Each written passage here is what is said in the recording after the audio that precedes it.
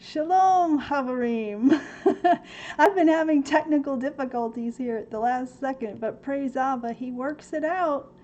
You know, Hashatan hates these live streams, but he has lost. So I don't know why he keeps bothering. But shalom, everyone. Welcome to the 7 p.m. Fellowship Eastern Time. You know, Dennis is out of town this week, and I was led to change up the time, even though poor Vanessa, this is not a good time for her, but she is making the sacrifice of praise, and she will be here shortly. Thank you, Vanessa. And Tiffany's here. Hallelujah. The girls in blue. And speaking of Tiffany, Tiffany. Another whacked out of the park study that brought me to tears over the true depth, not only of the living word, how far it goes into our hearts and minds when we are open and bendable to the Ruach, but to the depth of Abba Father's care for his own, those in his nest, how he feeds and he nourishes us. And I could go on, but I won't. I will just give that little bit of a teaser so that if anyone hasn't seen it yet, they will be driven over there to check it out and put it on a loop, put it on continuous play, because it is absolutely staggering study of Ahav and the word for provision. I gotta look at my notes. Kana. Clearly I need to watch it 15 more times. So speaking of notes, can you see these notes? Neither can I. Look at this. This is what happens. The Father works on me, and today I had 12 hours to meditate on the study for today, and this is what happens. It just goes on, and I'm crossing out, and the Father's like, no, just focus on this. So really I just have to look at this starred piece right here. Can you see that? The starred piece about heaven and hell, or the Shamayim, heavens, and Sheol. Who's going, and how do we know? Well, going is really the operative word. Going to Sheol or going to the Shamayim.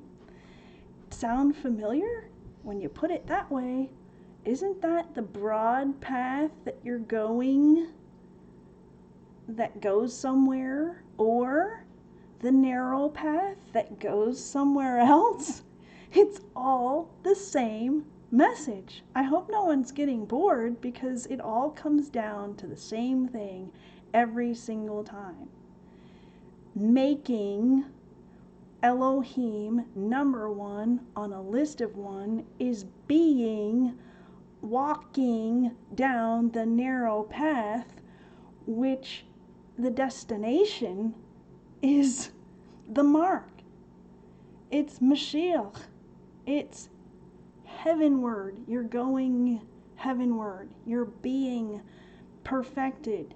And oh, by the way, I don't know if anyone noticed the audio similarity between complete/perfected and Shamayim, but there's only one oat difference. The first one, complete, starts with Tau. Shamayim starts with Sheen, separated, to go toward the mark. So completed and the Shamayim are so related, it's not even funny. Hello. So really this is just another study of the Father's word, and every word in his word that tells us how to go to heaven. Making him number one on a list of one, renewing your mind in Mashiach, having the mind of Mashiach. You're going there. That's where you're going, toward the Father in the Shamayim.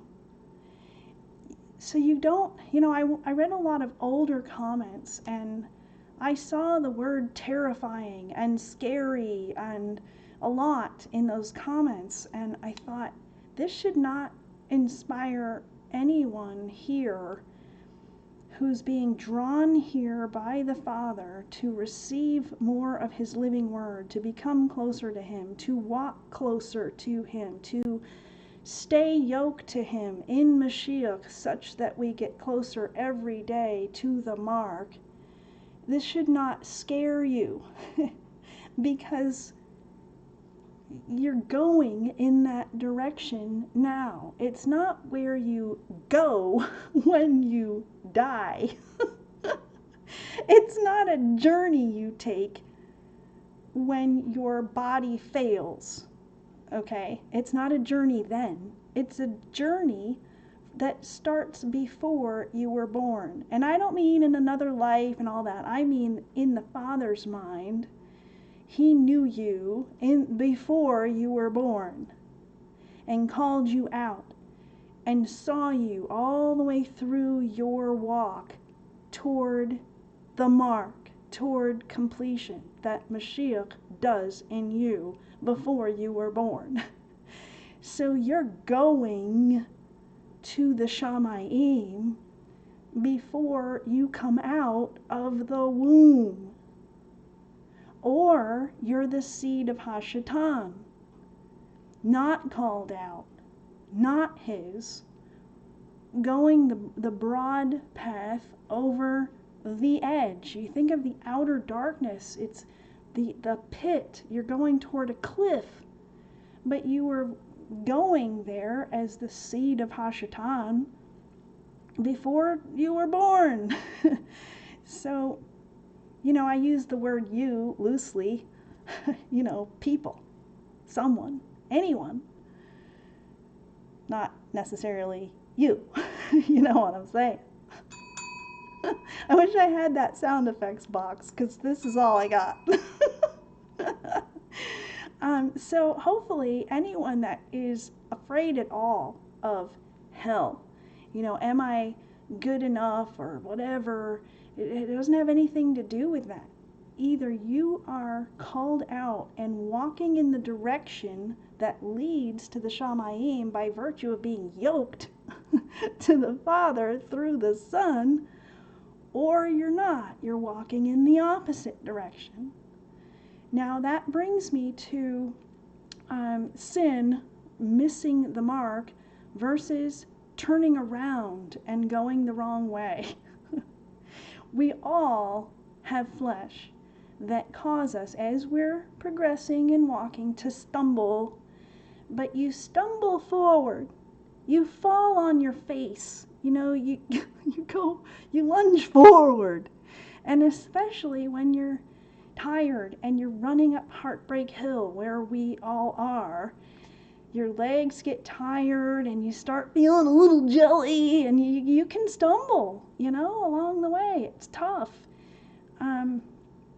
But by his power and by his stripes, we are healed, and we get up and we keep going, and we run with his strength, with his purpose, with his mind, in the same direction we were going when we stumbled or missed the mark. You can't technically miss when you're actually firing in the wrong direction. That's not a miss.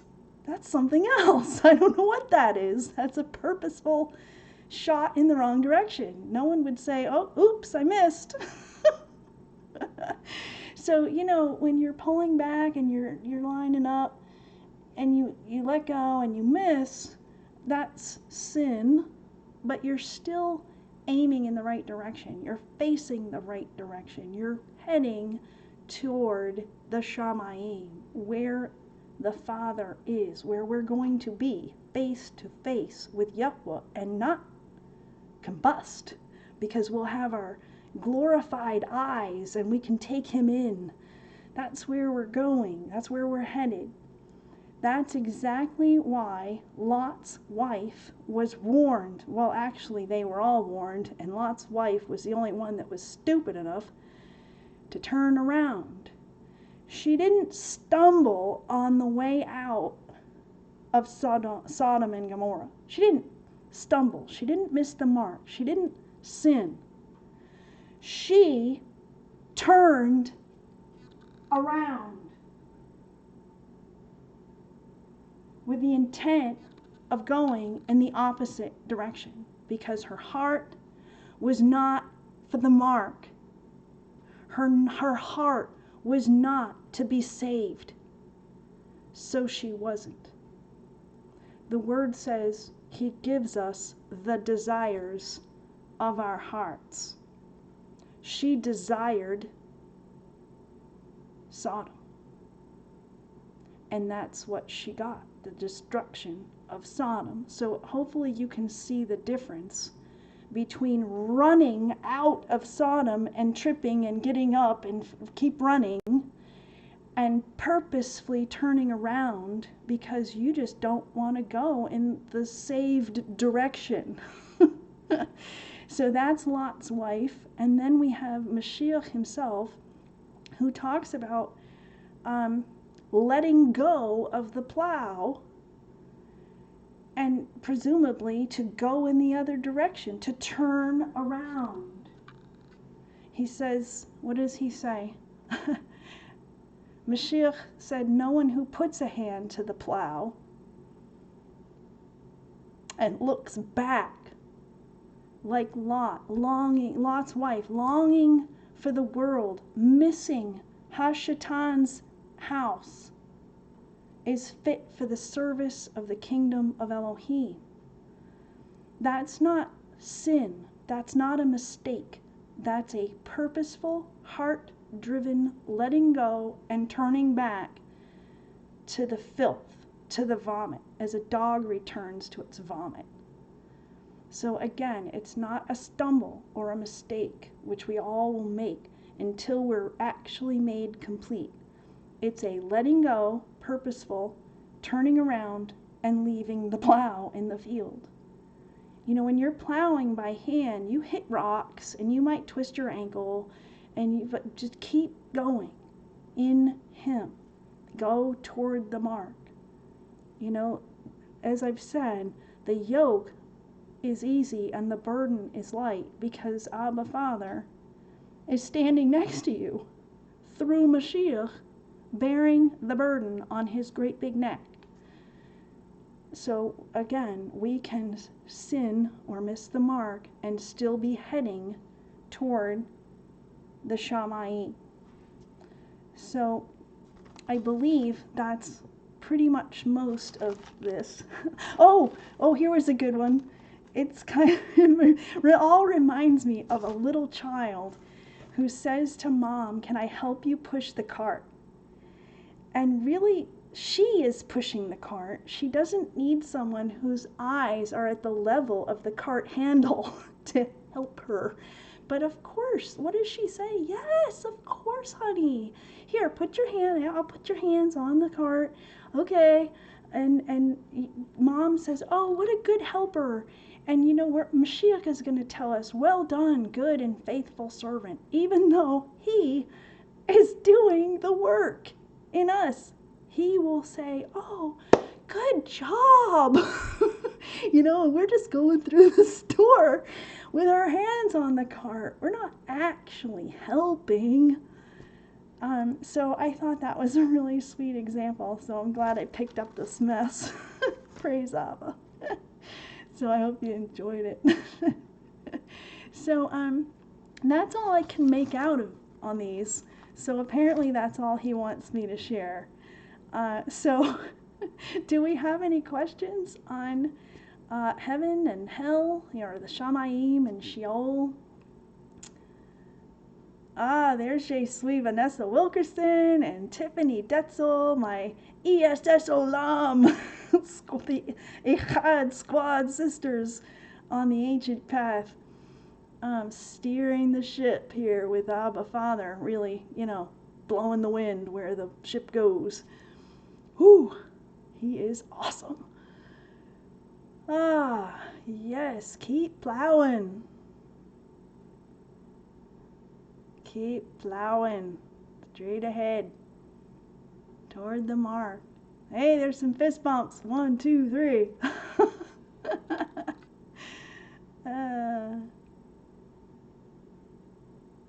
So I see Dana and Albany, Melissa, Candace, Windfeather, our newbie, Gina, Moki Girl. Hey, there's Lonnie Leaks, Lauren. Ah, Ahav, love you guys. Oh, there's Christine. Oh, more fist bumps. Oh, goodness. Oh, I was supposed to apologize for the lighting. It's dark here. Hey, there's Tiffany. Hi. There's Sherry and Robert Alpine Cowboy, Ruth Ann, Cheryl, Molly, another newbie. Love you guys. Oh, there's Robert in Maine.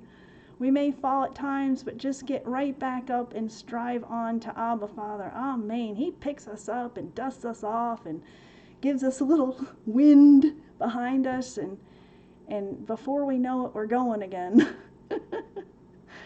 Amen. Deborah, no fist bump emoji. Well, you get one back anyway. Hey, there's Jeremy. Oh, love you guys. Oh, there's Gina with lots of hugs. Ooh, love you back. Hug.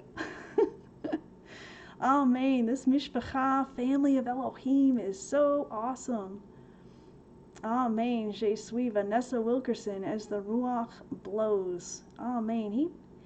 He fills our sails, and that gives us direction and power to move forward. Hey, there's Valerie and Dave and Debbie and Kaylee. There's Ken with his channel. Definitely subscribe to Ken. Candace. Oh, Candace has a question. How many levels of the Shamayim are there? Well, we know of 3. As Alan talked about in his study, we have the sky, and then the second Shamayim, which I can't remember what that is, and then the third heaven, where Yahweh's throne is. But does that mean that's it? I don't know. Can't wait to find out though. Let's see. Just being here, so much chedwa, amen, Gina, so much joy in Elohim, being together. We were admonished to not forsake the fellowship, but boy, when you have fellowship with people who are truly yoked to Abba Father through Mashiach and craving the living word, who'd forsake it? Hello! Oh, goodness. Crazy. Hey, there's Autumn. Hey, shalom and welcome. Oh, so good to see you. Wow, we use some Aramaic Hebrew words, and if we say things that you're unfamiliar with, please ask. The girls in blue with wrenches, they're there to help, especially. And for more on why we are doing what we're doing, there's a couple live streams ago that where the title, I think, is Are We Replacing English with Aramaic Hebrew? Not really, for the most part, no. But definitely watch that one as a newbie, and you will be caught up kind of in an instant fashion of what's going on here. So, amen. Thank you for all the welcomes to our newest newbie. Love it. Amen. That is agreement in the word. I agree. Yes, Ken has a new one, Moki Girl. I just subscribed. I forgot to hit the bell, so. Yeah, I really enjoy Ken. Praise Abba. Amen. We are echad. We are one in Elohim. We are the body of Yeshua. Amen. Let's see, are there any more questions about the study? I'm so on fire with all your comments. that I forgot to ask for questions again. Molly, you had a lot out of the study. You know, when you get a lot out of the studies, that is a direct influence of the Ruach HaKodesh opening your eyes, ears, and heart to what is being said. It may feel like, oh, this is just so obvious. Alan said it and I get it, or I'm getting it. But that actually is not necessarily what will happen. You know, you can have a great teaching by the Ruach through someone and have it not received because your heart isn't open to receiving the message. So you hear wah, wah, wah, wah, and it, you know, it doesn't impact you. But when you comment, oh my gosh, this study was so great, take that as confirmation in your heart that Abba Father Yahweh is teaching you personally. He is causing you to receive his message through his servant who's delivering it. So that is just so exciting. When I see comments that show that people are getting it, I am so thankful to Abba for his work directly in your heart and mind. That's renewing your mind. That's going to heaven. Right there. Woo! Let's see, any more questions? Oh, here's one. Candace. I've been wondering what the 4 dimensions of space and time. Yes, Alan used that in one of his studies. He kind of just, I don't want to say he made that up, but he used 4 dimensions of space and time because that's kind of what it is. The time can be viewed as the 4th dimension because, how do I put this? All right, 1 dimension is a point, 2 dimensions is a line, 3 dimensions is a line, and a line. Let's see, two dimensions is a plane. That's what I'm trying to act out, a plane. And 3 dimensions is, it comes off the plane into, 3 dimensions. Now, time can tell you if something is in a point of space at a particular moment or not. So that's the 4th dimension. Is the space filled or not? As my finger moves across here in time, each point in space changes. It's an on, off, on, off, on, off, filled, not filled, filled, not filled, filled, not filled. So that is the 4th dimension. That's it. And dimensions are not levels of heaven, the Shamayim. They're not the same thing at all. Dimensions is a mathematical definition of our existence. The Shamayim is something else, and we'll have to just wait. Stop trying to figure it out. It's a waste of your energy. It doesn't impact your walk, and you're not going to figure it out. And no, not 4 corners, just forget it. No. Let's see. Albany has a question. We're all seeds from the same pod before time. That's not a question, it's a teaching that I'm removing. So if you actually have a question, please ask it. Making a statement is not like that, is not okay. Let's see, Gina. Is it okay that when I see Ken's channel, he reminds me of Alan? I'm not going to answer that. Let's get serious here. Is it okay?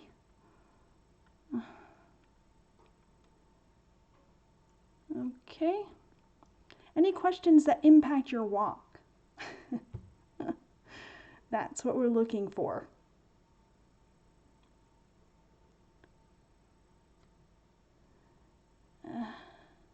No, we're not all from... That doesn't really make any sense, Albany. Were we all seeds from the same pod?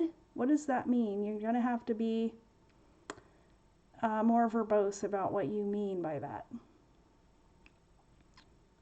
and how it impacts your walk. If you got the answer to whatever your question is, would it draw you closer to the Father? I'm doubting it.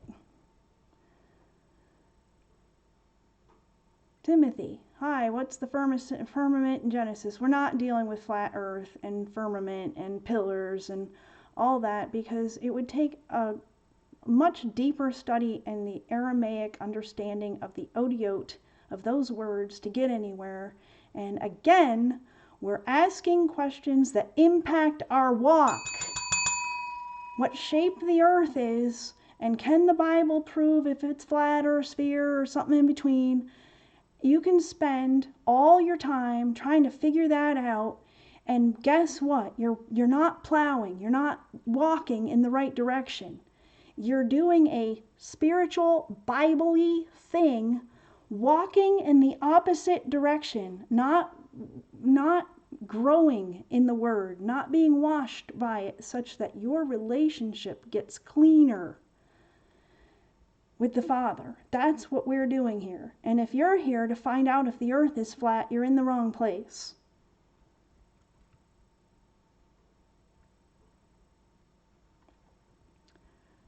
Lonnie has a question. Let's see. How does Abba point out something he doesn't agree with? You mean in our lives? We're doing something in our lives that he doesn't want us to do? Well, if that's what you mean, that's one purpose of the Ruach HaKodesh living on the inside of us. And that presence of the Father grows in us. Our oil increases the more we're washed by and growing in the living Word. So he uses how much we understand by him in the Word, so that to allow us to test every spirit, test every ruach against the Word. And when it doesn't match up, that's when he's giving you discernment. I don't agree with that. That doesn't agree with my Word. If it's not in the Word, it's a lie. That's pretty much the answer to your question. You have to grow in knowing what's in the Word and what isn't. So I'm not really sure that that was your question, but that's what the Ruach told me to say.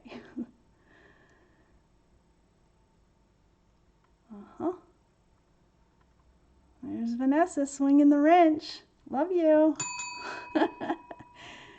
Oh, and Tiffany too. Woo! You go, girls. All right, let's see. Do we have any more? Oh, good, Lonnie. I understand. Thank you. I got it. Awesome. I'm glad I received the question properly from the Ruach. Woo! Love you. Okay. Any more questions that impact your relationship directly with the Father? That's what we're doing here. All right, we put a, hey Randy, we put a capital prayer REQ before prayer requests, so that the mishpacha, the family, will be called, all their eyes will be called to that particular post. Let's see. Lauren asks, is there really discernment of spirits? Well, if the Word says that you need to discern them, then yes. And if you don't know what it means, I think Tiffany actually covered it in one of her recent studies, if not the current one. They're all running together, and that's not my fault. And to know what I'm talking about, you're going to have to see this one, because she explains in the first 5 minutes why it's not my fault that they're all running together. But yeah, there is discernment of spirits, because the Word says you need to discern spirits. Okay. Yes, Tiffany does have excellent studies. Wind Feather, you are really digging in. Woo! Awesome. Okay, any more walk-related questions? Lauren, I don't know what it means. Okay, well, I can't cover it, what it means right now, but post your question and after the study, and I will find where in Tiffany's study she talks about it, because she goes into the audio of what it means. And I'm sure that if you were keeping up with Tiffany, that you would probably have an inkling. So let's see. Any more questions?